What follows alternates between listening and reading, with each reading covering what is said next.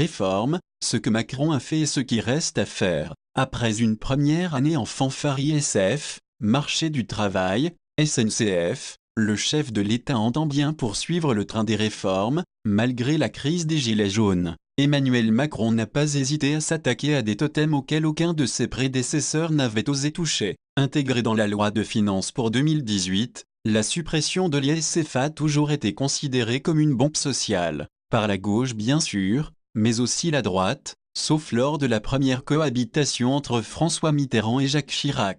De fait, la réforme de l'ISF s'est muée, au fil des mois, en la faute originelle du quinquennat Macron stigmatisé comme le président des riches. La suppression de l'ISF, devenue un impôt immobilier, est devenue une des cibles majeures des Gilets jaunes et de l'opposition de gauche. Sur le plan social, le premier front a été ouvert, dès l'automne 2017, avec les ordonnances travail, déclenchant ipso facto, une mobilisation sociale, syndicale voire politique avec le soutien de la France insoumise. Cette réforme, menée au nom de la lutte contre le chômage, libéralise les conditions d'embauche et de licenciement. Point faible de cette mobilisation, la désunion syndicale. Autre sujet tabou, la réforme de la SNCF. Une cathédrale française, mais aussi une forteresse syndicale, et notamment de la CGT, vent debout au nom du service public et du maintien du très protecteur statut des cheminots. 3 mois de grève perlée n'ont pas eu raison de la détermination de Macron pour qui cette réforme était la condition sine qua non pour armer la SNCF à la veille de la libéralisation du rail voulue par Bruxelles.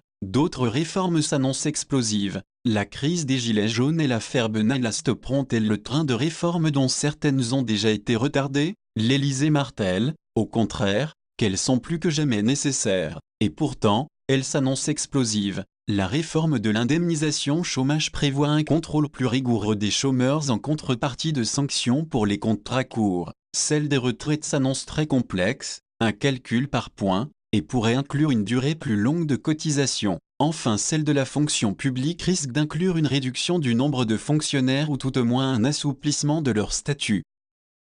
Merci de nous avoir suivis. N'hésitez pas à vous abonner et à lâcher un pouce bleu.